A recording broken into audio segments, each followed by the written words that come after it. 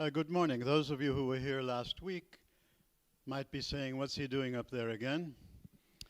We had enough of him last time whenever we did tragedy together here, Oedipus. Well, I was volunteered to do this one today out of necessity. So I'm going to give you this introduction to Plato's work within the context, hopefully, of the course. And that primarily is one way of looking at the first half of this course, 205, which tries to do in a few weeks what you could do much more carefully if you took 201. But now that you're taking 205, you will never be able to take 201 for credit, nor 202, because the second half of 205, of course, would be half of 202. So today what I'm going to try to do is bring to a close the first part of CVSP 205, which attempts to put you into the world of Mesopotamia and the world of the ancient Greeks, leading into the world of Athens of the 5th century before the Common Era.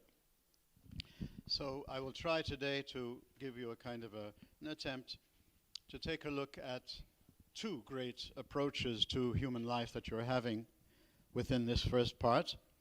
The first one through mythos.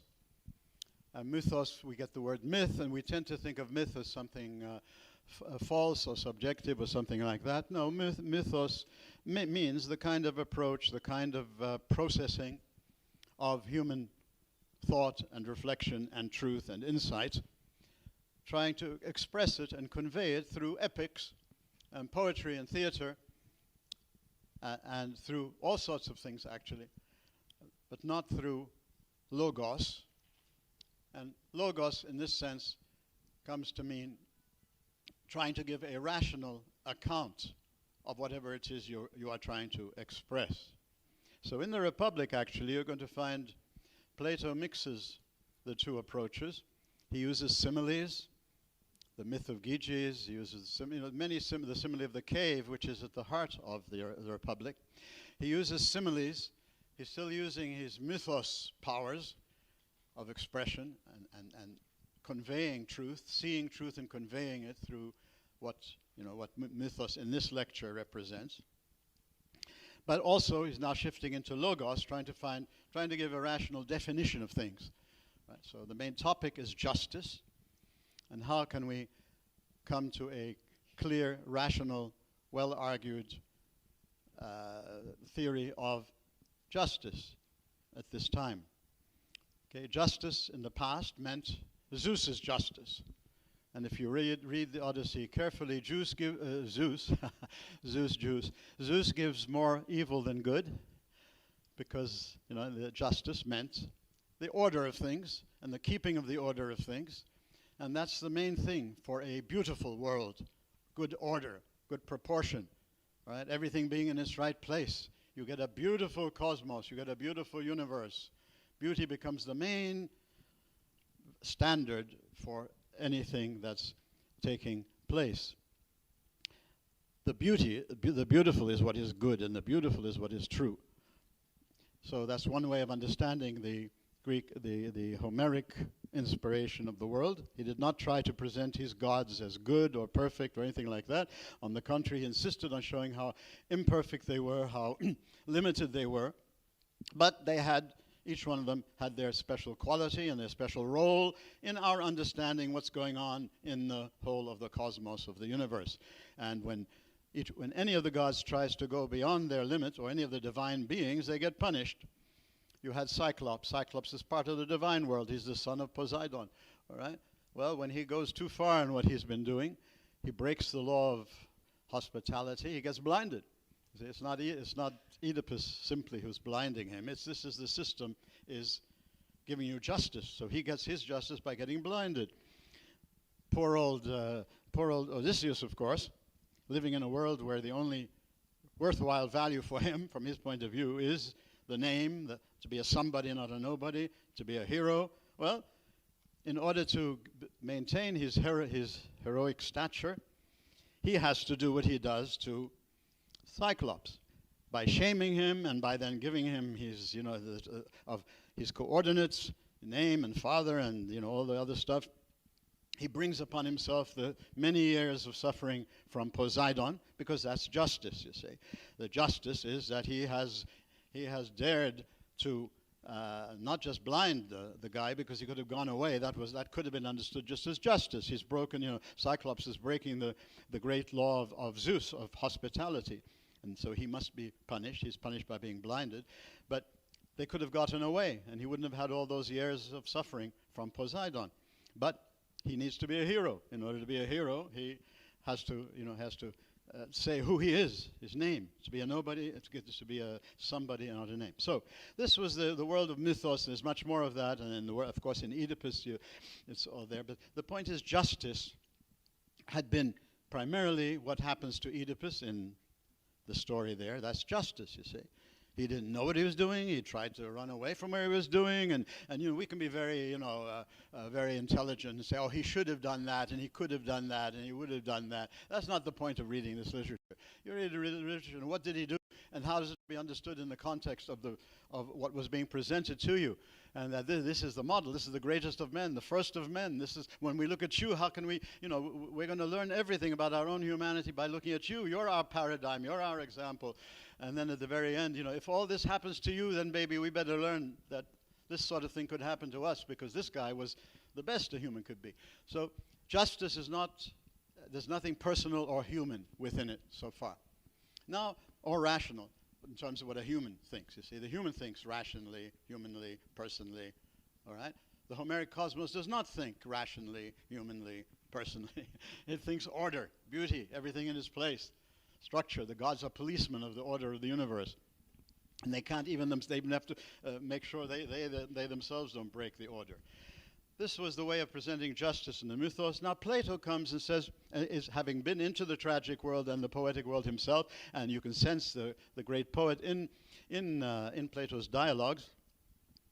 He meets Socrates, and he goes through a radical conversion, a transformation in the way he understands life. And so he moves into the Socratic tradition. It had started, logos philosophy, philosophizing, seeking, to do the things we think of in philosophy nowadays, argumentation, rational analysis, etc., etc. It had been going on for 400 years before, but by the time of Socrates, we now have what's happening here. So let me have, but first of all, I just want to introduce you to those two terms there, mythos and logos. And Plato in the Republic will be using mythos. He'll be using similes and situations and characters to convey to us a truth he wants to convey to us, which he puts into rational language.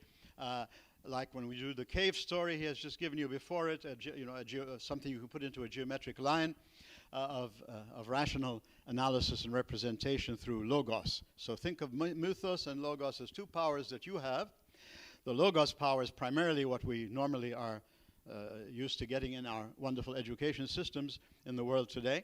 Mythos is undernourished, and so we now are we have devolved. We are the survival of the unfittest as far as mythos is concerned, because peoples who didn't have the other approach to things had to develop that aspect of their minds and their ability to grasp and to see truth and to see things about humans, especially, which wasn't just something abstract or theoretical or put into an argument, but something that was a direct life insight, appreciation, a prise de conscience, but that's used differently by Descartes, of course. So something that you see clearly and evidently through the power of art, through the power of theater, drama of Oedipus the King. You learn much more about tragedy when you really get into theater and do Oedipus as a play, and you see it coming to life with characters and human beings doing it. You see much, much more than what you just do by opening up Aristotle's wonderful analyses of, from a rationalistic point of view of tragedy. But Aristotle doesn't have a tragic bone in his body, so he couldn't possibly understand what was going on in Oedipus. But he gave us many things from the Logos point of view, which are wonderful. But already mythos was receding. And by our day, how many of you really can appreciate Picasso's Guernica, or any great piece of art or work, and really seeing is something that speaks to you truth about your human life, right? And you need to all the other stuff you get, of course, but you see this, you have two muscles. The mythos muscle is sort of, decreasing, in almost in threat of extinction somehow in terms of the common human and the common education. Logos is term. So there are two different approaches when those two terms are. Let me just now take you back a little bit to the work itself, and it's on your. Let's look a little bit at the fly sheet. Now, this shouldn't be a quotation, it's a paraphrase, so I'd removed the quotes, and I don't know how they got back on there. It's certainly not my fault. I never admit anything I do. I'm not an Oedipus. Because you remember the greatness of Oedipus is that when they say, what god made you do it? You could blame God, the god Apollo. He says, yes, I know it's not me, I'm not everything. Apollo had a lot to do with it, but it was my own hand. So this is the human sort of declaration of their own their own autonomy or their own worthwhileness, their own intrinsic value, not just what limits them from outside, whether it's a god or something else. So 2,500 years of Western philosophy, now 2,600 years. He wrote this practically 100 years ago almost. Whitehead, the great mathematician who turned philosopher and really liked Plato, because Plato came from the mathematical world himself, and for him mathematics was a very, very important way of developing your mind and getting your mind to be used properly and not just for power. Right? So by the time of Socrates and Plato and Aristotle and Sophocles, you need to know that as a bit of background context. The main source of higher education, if you want to, if I may be allowed to use such terms, that were the sophists. And as you read this, the Republic, when you meet the character of Thrasymachos, all right, this is one of the places where he will represent through a simile, through a poetic dialogue, interaction of human beings with one another. They're seeking to know what is justice now through dialogue. This is the Republic. They're walking down from the Saraya, or farther off, and they're walking down to the port, to the sea, a cross-section of Athenian society. And so Socrates is presented there as the main character here, of course, in Plato's work.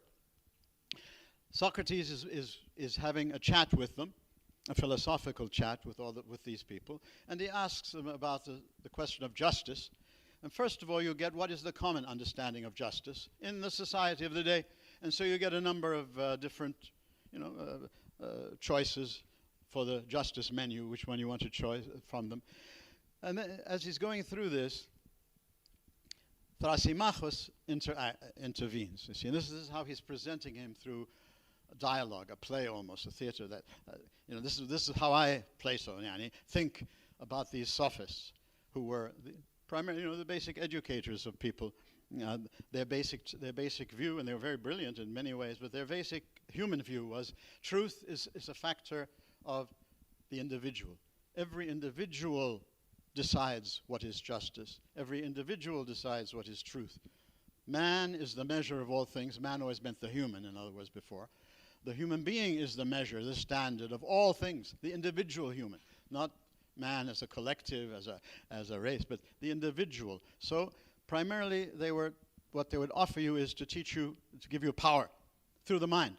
The most important thing we have is our mind. Well, if we can use it for power, all right, intelligently, boy, that's the best you can do.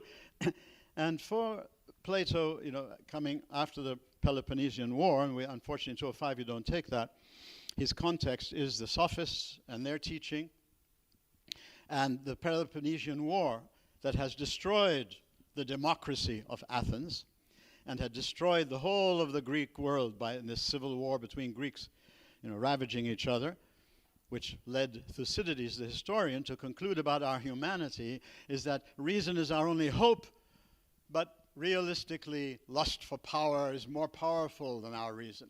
And therefore, there's a very tragic note in the history of Peloponnesian War, that reason and historical writing and evidence and all the wonderful things that you can do through history and through anything else, rationally, you should do it. That's the best you can do.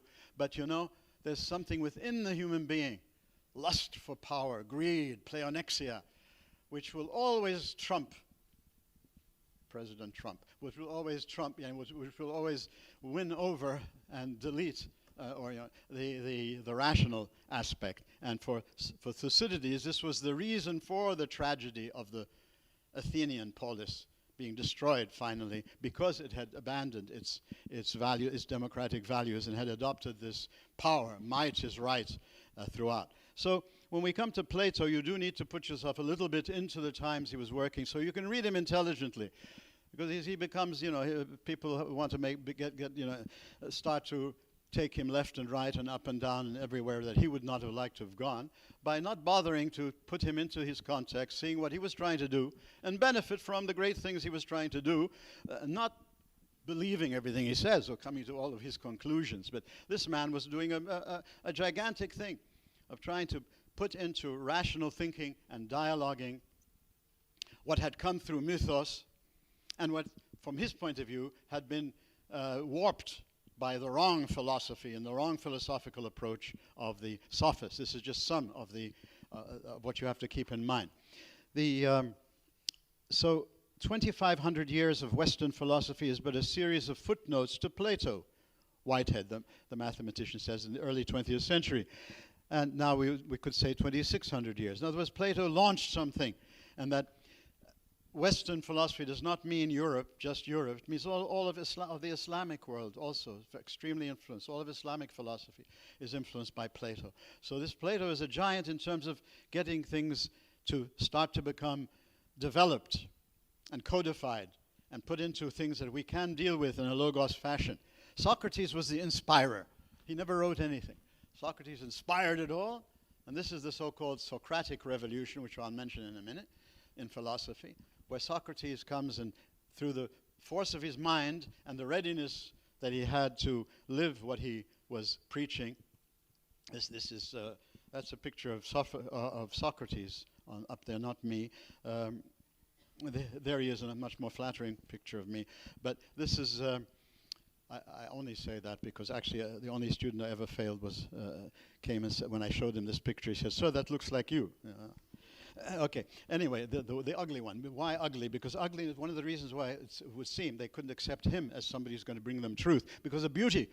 Truth comes through somebody beautiful. So this ugly man is going to, in addition to the pure intellectual and moral challenge he was giving them, he was sort of, he looked like me. I mean, he was ugly. And how could something true come out of something like that? Okay, so this is now, Plato sat at the trial of Socrates. We used to do the apology, and if you have time to read that dialogue, it's a wonderful introduction to Plato, to get much more than what you're getting in just this quick look at it in 205. The legal assassination of Socrates in Plato's apology. Okay, the law, now the democracy had become thoroughly corrupt, and so the democratic procedure was in place, but the democratic spirit had been lost completely. All right, and this was why they lost the war, according to Thucydides. They became, using the law for your own purpose, not the law for humanity, for truth, for advancing humanity, etc. They condemned him to death on trumped-up charges. See how Trump comes into everything I say, on false charges, false news. So they assassinated him. And the Peloponnesian War had destroyed the democracy. Here is Plato, a great poet in a sense. He seemed to have some good potential in poetry, and we might have, had he not met Socrates, maybe he would have written an Oedipus story that we could be studying. But the meeting with Socrates and seeing what happened with Socrates helps turn him into the first person who is really moving philosophy forwards, and that's the meaning of the 2,600 years, that everything that comes after has to deal with what Plato did in one way or another, for or against, cannot ignore him, and wouldn't have gotten to where they are if these people weren't standing on the shoulders of this giant. This is a lesson in sort of never just sort of dismiss someone because you don't agree with them. See how much you are not able to do what you're doing if you weren't just simply taking like a parasite from the past. You stop being a parasite when you acknowledge it. And you see, I couldn't have gone any further without a Plato. That's the meaning of what Whitehead's thing, and his importance, his significance in the world of every legal and in every single field you can think of. Plato's thinking comes into bear. I have to rush now a little bit. I'm sorry. This is where we are. I mentioned two people from the 20th century under number two, under Whitehead and Martin Heidegger. Heidegger disagreed with Plato sufficiently to think that he had misled philosophy for 2,500 years, that it was the pre-Socratics who should have been really followed, but that Plato comes along and does it. So this is a very interesting, and if you get into philosophy, you can deal with it. Here, we're not specialists, number three. We're trying to see, what's he telling us about our own humanity, about our human existence? What are some dominant attitudes he seems to have in the Republic as you deal with it in the little time we have for it in 205? Now, what is the nature of the text you're reading? It's called the Politeia in Greek. It's translated into English as Republic, but today when you see Republic, many things will come into your mind that may have nothing to do with what Plato meant by Politeia. So if you want to know what is the meaning of it, you have to read the Republic, and you have to do a philological examination of what it means, not pick up some wonderful Greek dictionary and see what Politeia means. Politeia, as used by Plato in this work, is the best, through reason, let us see if we can't discover the best possible rational structure of a polis. Hopefully you've been introduced to the polis through Oedipus already, the importance of the human community, all right? How can we restructure community? To understand Plato, you must never forget, he was first and foremost a reformer of society. Even more important than as a philosopher, from his own point of view, I think if he was still alive, he thought that through philosophy he could reform society. This was not an idealistic philosopher, his head was up in the air. He did certain things that you could then superficially see as idealism. But if you understand what he was doing, the context he was doing it in, it was an attempt. An attempt that, is certainly got to be imperfect and find many easy things for us to be critical of, but that's not critical thinking. Critical thinking is sort of poking holes in the weak points of something that, because we live so, it's neglecting the power of what he was trying to do in every particular work he was doing. In this one, in the Republic, justice, and justice for the polis. So the politeia means the focus of his whole work and his whole life really was the polis, the human community, a small enough community so everybody could interact in it, like the ideal for in Sophocles already, and at this time, you and the polis are one. There's no individual against his polis. There's no individual against society. All right. There's the individual coming from within society who has the mind and the perception to see weaknesses and wants to reform it rationally. Right? This is the Platonic philosopher. Okay? Part of his polis, never separating himself from it, not saying, my worst enemy is society, other people. Hell is other people, Jean-Paul Sartre in the 20th century. Okay, Freud will tell you, my main enemy is society, other people. All right, in this world, you cannot tear yourself apart from humanity. All right, it's a naive wish, and it's a thoroughly self-centered thing that from the point of view of these people of this time, the polis is everything, and therefore, but you don't separate yourself from it. The better the polis is, the better benefit you will get. So it's not sort of sheer idealistic altruism. The more you can improve society around you, the more you're helping yourself, your children, your future. So it's not either or, as we tend to think of things. You're either selfish or altruistic. Everybody is selfish to start with because we have to survive just as animals. And the altruistic part starts to develop. But they're never separate from each other fully, or you wouldn't be a human being. A human being, and then the humanization process of the human being that you saw in Gilgamesh was developing from his selfishness at the beginning, which was simply part of his nature, into the more open and understanding and empathetic person through it. So the humanization you see in Oedipus is the same thing as the humanization you see in Odysseus when he meets Achilles. That's the key point there. He doesn't really develop. Oedipus, the Greek heroes had a given nature.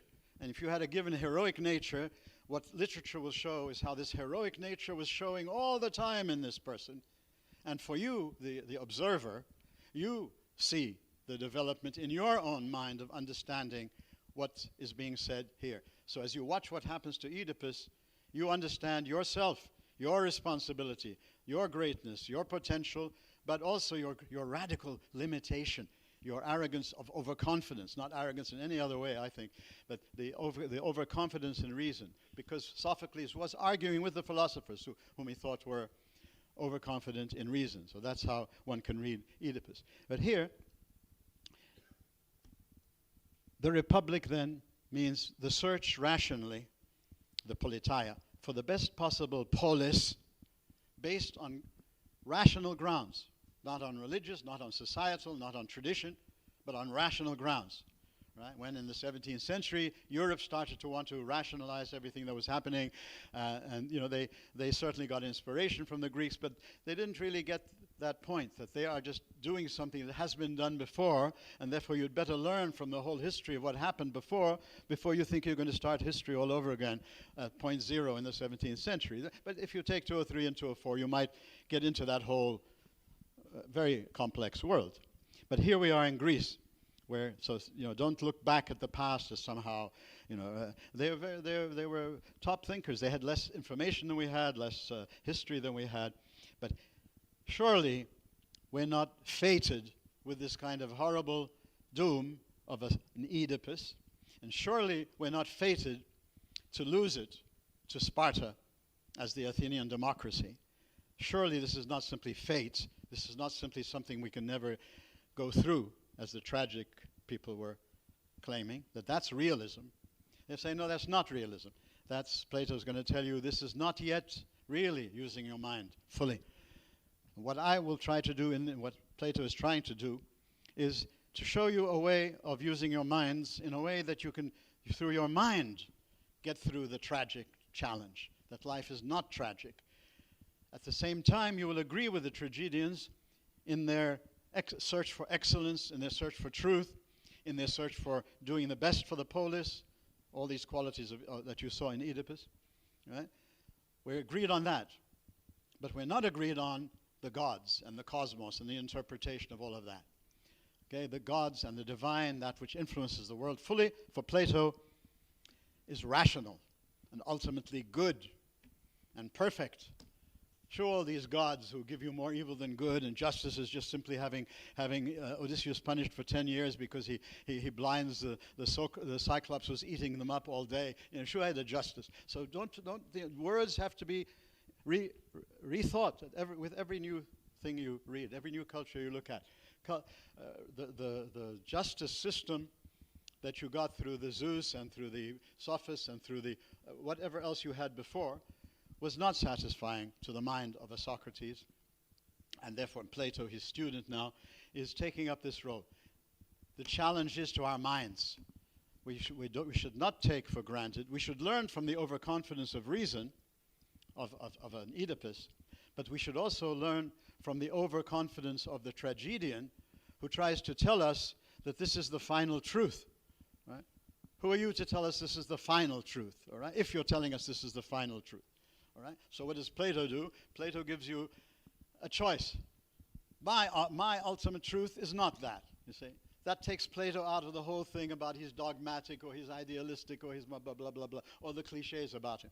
All right? This is a direct response to the tragedians, and he's seeing that the true overconfidence can be, certainly like what he's shown in Oedipus, but the true overconfidence in reason can be that people are not looking for more about what the human mind's possibilities can do.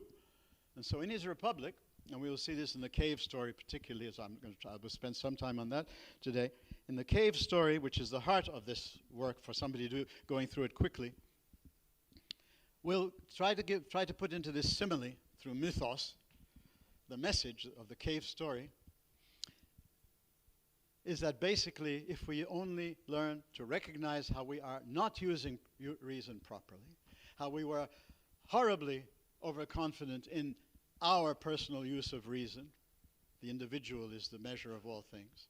If we can recognize these things, then we can go through all this and learn how to use our minds properly, and using our minds properly will mean reforming society, reforming the education system, reforming the institutions, reforming the polis, all right?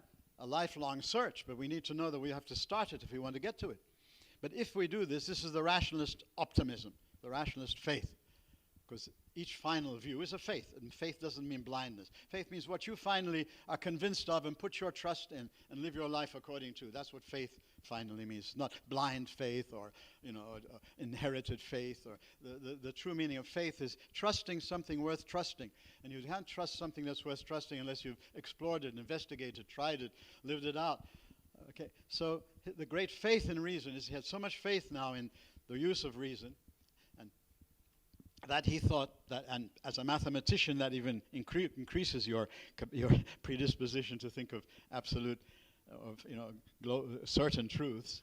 He thought that if we only learn to use reason properly and do all this reforming of society, we can break through this tragic curse. See, when you put it into this context, you'll read this literature in a very different way, rather than just each one according to how it's been understood much later on by somebody else who wants to sell us their view of life, etc., and not paying the sufficient respect to go back and try to understand these people in their own context, what they were trying to do, what they were trying to say, because you benefit much more from them. And then you can, of course, say, well, I can see in a different way, I disagree with that, blah, blah, blah, but we start with the other. I know because I get papers on this. I've already gotten papers from students. They're into the criticism of Oedipus, for instance. I'm teaching in another course. Okay, first understand. First get into the self-understanding. That's empathy, all right? So if you understand Plato in this way, now you'll see how he tries to do it, and now you can disagree with the way he's doing it, the way he's not doing it. Let me take you through that first page quickly and get to what is justice, okay? He says, why are we interested in justice? It's not an abstract notion. See, you think he's an abstract philosopher, Meg. It's not an abstract notion. We're only interested in justice, either in our own humanity or in the polis. How more concrete can you get as an approach? All right? I'm not going to look at justice in terms of, some sort of theories and a theory of socialism or a theory of capitalism or a theory of whatever. I'm going to look at it in me, in the human. Why am I interested in justice as a human? And why am I interested as a human in the justices in my society? All right? In a sense, the first wake-up call you have to this whole process as humans, if you want to understand a little bit of what Socrates and Plato were doing, is that basically the first time you become aware of what we then want to study as justice and injustice, when somebody does something to you that you think is unfair. You won't put it into language and put justice and injustice, but you start to become aware of what these philosophers later on, everybody wants to start to sort of, but as a human, existentially, that's the meaning of existential. It doesn't mean irrational. It means fully, with everything in your life, your experience and your codification of experience together will give you certainly human truth, not science and technology, but when we're looking at philosophy, the philosophy of life and what's true about our humanity and into all of that. So justice, okay. First he uses the analogy of the letters. In the polis, because it's bigger, maybe we can understand it more quickly, like a capital J rather than a small j. Now I'm looking at your sheets now. Okay. So what is a state? What is a polis? What's justice? What's justice in the community, in the state, in the human community? I'd rather you think of that when you think of the conceptual word polis. A human community that's small enough, that's large enough to survive and live, but that's small enough so that you can have a lot of interaction and people don't have to be frozen into, a tunnel vision of things or a specialization just to exist, but that people, this is the Renaissance idea of the human being, the well-rounded person, or the cliches that we use in the 20th century. So basically the J's in the polis, okay, he's doing now a kind of mathematical structural analysis. What are the necessary conditions for a state? I'm jumping to point 2 because I can't go through everything.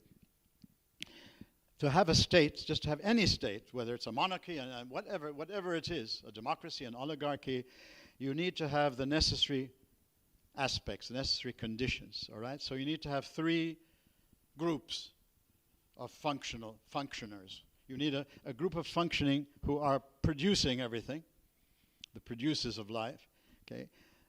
Includes the businessmen, includes the artisans, includes the agricultural, everybody who's not part of the other 2 classes. The other 2 classes are, in a sense, the guardians of society, but they're broken down into 2 different groups, the rulers and the defenders. All right? To have any kind of a state, you need defenders. If you don't have anybody defending the state, you won't have a state. You won't have a polis, you won't have a community. And you need to have governing, you need to have ruling. So you need to have three groups sufficiently working well if this community is simply going to survive. But that's the necessary condition. Justice is now the sufficient condition for justice is when each one of these, and each human in each one of these, is discovering what they are best at and being transformed by education and development and all this into wanting only to do that which they are excellent at. So if I'm an excellent garbage collector, I'll want to be a garbage collector because I know I can be the best one here and not have all this garbage on the streets. But whatever I am, let me discover my true capacity. Let me try to see what I really am and go for it. Everybody wants to be president. Everybody wants to be prime minister. Everybody wants to be this. Everybody wants this. Power, power, power. Might is right. If reason, right, is to give you the true power in the long run and as a human, then you've got to bring in the mind into what people do. Now, this can become a kind of rigid caste system, and that's always the danger in any system that's coming up. So, but in his intention, I find more that what he's trying to say at his time and his context, that basically the problem with society is people are not where they belong. It's an ugly society. It's out of order. There's no beauty in it. Things are not in their right place. All the Greeks are Homeric. Homer was the teacher, but Plato called him the teacher of all the Greeks. Right? So remember, finally, there's this aesthetic view of justice, but not the justice of the order, legalism, but a rational order, an order where things are in their place rationally. Each one is doing what they're doing because there's a rational reason for it. You see, and he says many times in the Republic, don't criticize somebody who's trying to figure out where we should be going, because we can't get there just by reading where we should be going. But if we don't know where we should be going, we can never move towards it. So philosophy is meant to be more and more a rational investigation into what is in the good life, in the life of the human being, in the moral life. This is the Socratic revolution. Philosophy should be talking about the good life. All right. Well, to see what is the good life, you have to give guidelines to how to go to it.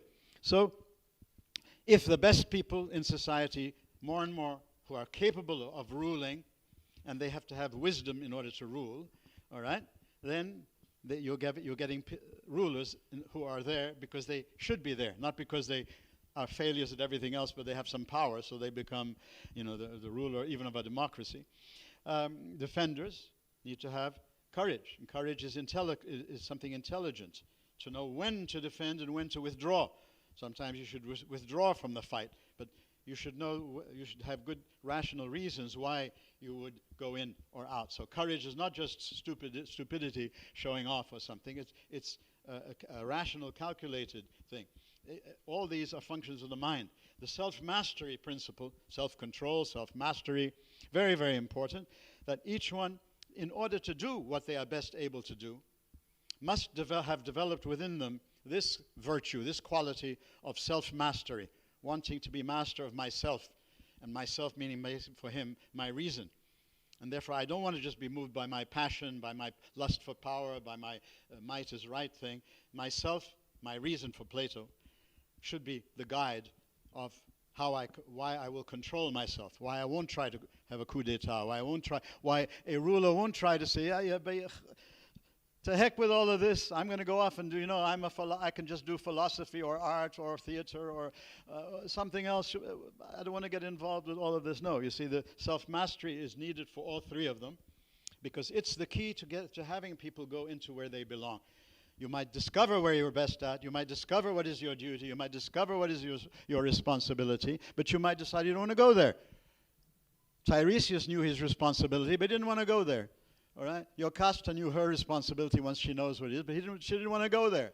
These are the non-self-masters in the Oedipus story. The only one who has self-mastery in the Oedipus story is Oedipus himself. He knows what he has to do. He knows what his duty is. He does it. He knows that his mind tells him, I don't want to kill my daddy, I don't want to kill my mommy, so he follows his mind and tries to do what a rational person does. He defends himself when they're trying to kill him, and he's a hero, all right? He defends himself, okay? And then everything Sophocles says about him, this is the best you can get as a human. But, look at the limits. Look at the mistakes he makes. Look at look at that and learn about your own life. So he's not a model, meaning a perfect being. He's a model that you can relate to and see in yourself, your capacity to be like him and your capacity not to want to be like him. Your capacity to be a Tiresias, your capacity to be a Jocasta rather than to be an Oedipus. Or in the Antigone story, the same thing for Antigone. So justice then is the principle of order and differentiation, but it's a principle of beauty. It's the aesthetic beauty here of everything being where it properly belongs according to nature, and nature here meaning according to the power of your reason. Justice in the soul becomes now easier to see, since we've seen it in the state supposedly. It's similar now. We have three main functions that we have, a three faculty, not a holistic view of the human being, but a faculty view of the human being. We have a rational capacity, a faculty. We have a spirited does not mean spirit, not esprit in French, but or anything like that, or spirit, meaning spirit up to somewhere. So there, spirited means you have spirit, you have, your energy, your vitality, okay, is your spirited element. And the appetitive is your instincts, your desires, everything that's not part of the other two. When you start to understand how these three function, and when you start to want to, in a good society, develop in the right way, in the way for beauty, the way for order, and that is to have the rational part of you rule, as our friend was trying to do, Oedipus, but he had a faulty reason. He has too much confidence in his reason. But he was trying to follow his reason everywhere. Where reason is ruling, you see, that's why Plato would say he would never have had such a horrible fate. That's fake story about humanity, the conclusion. So here, now, when the rational is ruling, when the spirited is cooperating with the rational, not trying to have a coup d'etat and take over, all right? And when the appetitive part is obeying the lead, so you don't become a sex slave or a passion slave. We're all slaves, you see, to our passions, according to Plato. We're slaves to what we get into, all right? We think we're in control, and we think we can have safe sex, and then, lo and behold, a baby comes up, and then what are you going to do with the baby? And then you're always good to find some reason why you can get rid of it, or leave the woman to handle it for herself. Or we all are slaves in one way or another. So you have to think about yourselves in your own context and what you do. And he's trying to say the only way out of this is reason, and the only way out of this is to learn how to use the mind properly, which is a history.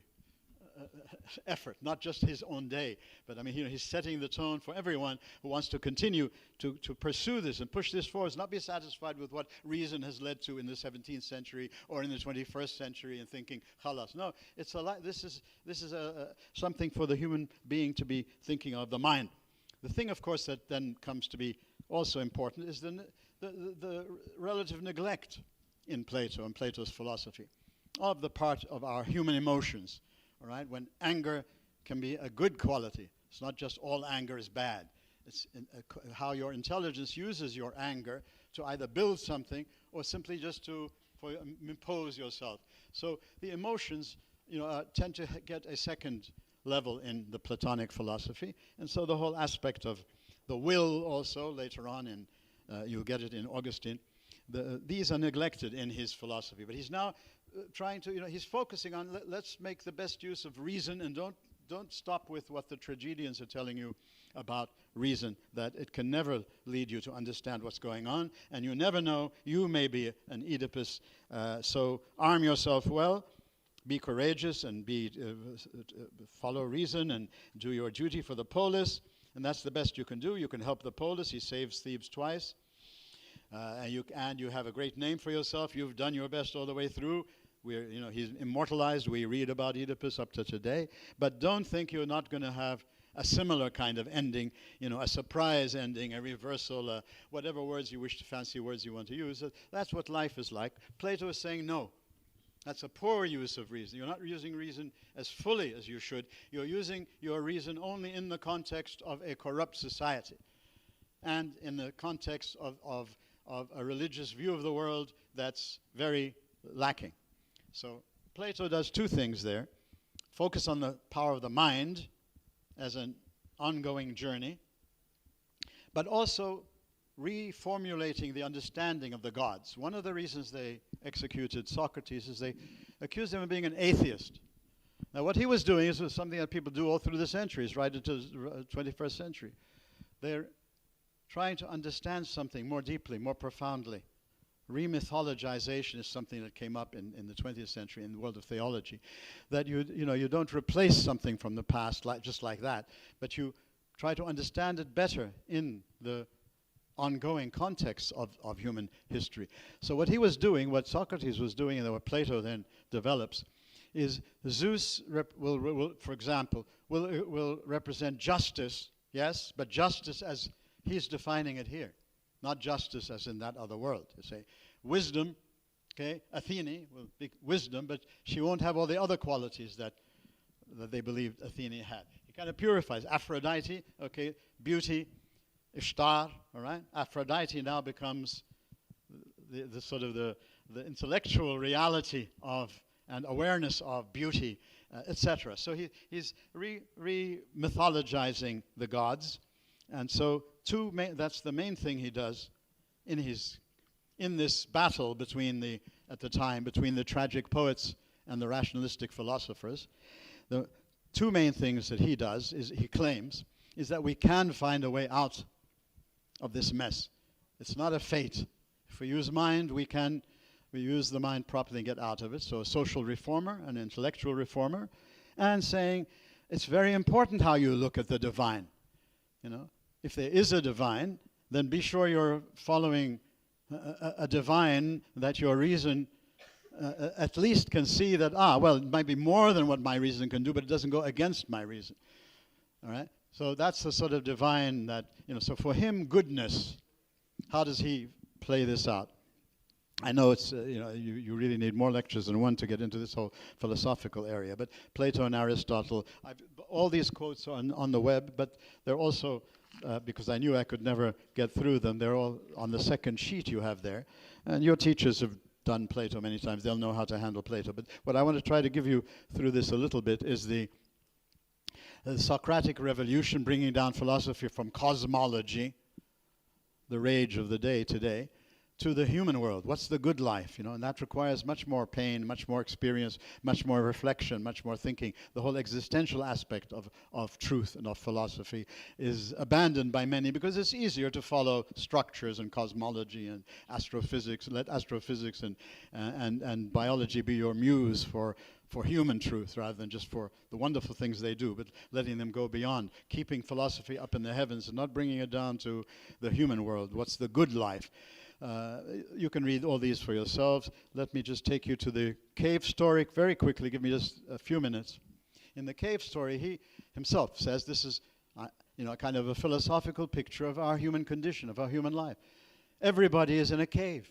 And the cave means, if you understood Socrates, the cave, if you're interpreting it Socratically, it's everybody, including Plato before he meets Socrates, thinks they know.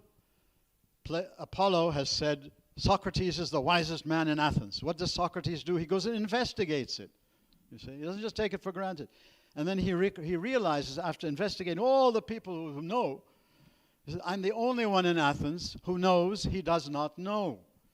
And this is the Socratic shock that every one of us needs to go through, and we go through them, we don't even recognize them. But we need to be shocked out of our complacency. The way I now, especially the more specialized we become, the more forced to, the way I think now, that's it for everybody. I know, and so I can judge everybody else. He puts everybody in the cave. The cave is the cave of people who are living in darkness, in ignorance. And ignorance doesn't mean they haven't been educated or they haven't, it's a symbol, it's a mythos thing. Basically, what you understand from it is that what happens to the prisoner, the prisoner is liberated, okay? But when you read the story, but he's forced up. Liberation. Thank you for freeing me. Allah, look at the wonderful world out there. Now, I'm so used to being in here that if somebody tells me this is all, the truth you think you have, just opinion and shadow, and I try to help you to start to see there's more, your first instinct will be, you'll get blinded and you don't read the story. You see, this is the myth, the poetic aspect of the story, the dramatic. He puts it all into the cave story, his own life. All right? This is how he's judging himself. He was in the cave. He thought he knew everything until he met Socrates. Socrates shocks him, challenges him to change his whole approach to things, all right? And first he resists, and he does, but then little by little, by hanging in there and being open-minded, in other words, you finally, you can see, you can reach something that perhaps you thought was bunk. But if if you're open, if you're open-minded, if you investigate, if you're willing to look at different things, you'll start to then get into wanting to go on like that. The right spirit of investigation, not the conclusions, but that's what I should be doing, using my mind in this right way. What does it mean for him in the line? It means you need to be trained in mathematics and music and the things that are kind of objective, if you like, where you can't just formulate your own truth about a musical score, where you want to put the things, or and just the whole development. Now, the interesting thing is that when you get the knowledge, the kind of knowledge you're seeking is the kind of holistic knowledge, comprehensive knowledge, global knowledge. So he uses the image of the sun in the physical world. Without the sun, you'd have neither light nor life. So when you see that that's the secret of physical life, then you will see in the intellectual life only when you've reached to see goodness. Everything in the world has goodness in it, or it wouldn't exist. And therefore, goodness is his absolute. He now brings in an absolute that was absent in Homer. All right? He now has a kind of an absolute. The absolute is goodness. And so everything else has to be judged in terms of goodness. Justice is not justice just according to this definition. Justice can only be justice for him, if you read the whole of the Republic, is when you start to connect justice to goodness. So justice isn't just, bringing down a law on you. It's dealing with you as a human being through goodness, all right? It's not so when you do it through goodness, then you're dealing with the law, taking into account the human aspect, taking into account the circumstances, taking into account the intention. Not just Oedipus has broken a law, so he has to suffer. You look into his intentions, the circumstances, the things like this. He opens up the road to bringing justice and everything else like that out of the world of legalism and power into the world of goodness. And so he refuses to define goodness. All right? He defines, you can get a definition for other things, but you cannot define goodness. So in this sense, goodness sort of is the absolute in this philosophy, that it's there. You can't understand anything fully except by bringing in the factor of goodness, but you can never understand goodness in the same way. You can only understand goodness for him through a kind of a participation, a sort of a communion with goodness, rather than being able to, he calls it participation, rather than sort of an intellectual argument. Okay, well, I leave it to your teachers to handle this, and I still plug for 2 lectures on Plato, but obviously I'm in the minority, 1 lecture. So the teachers can do the rest.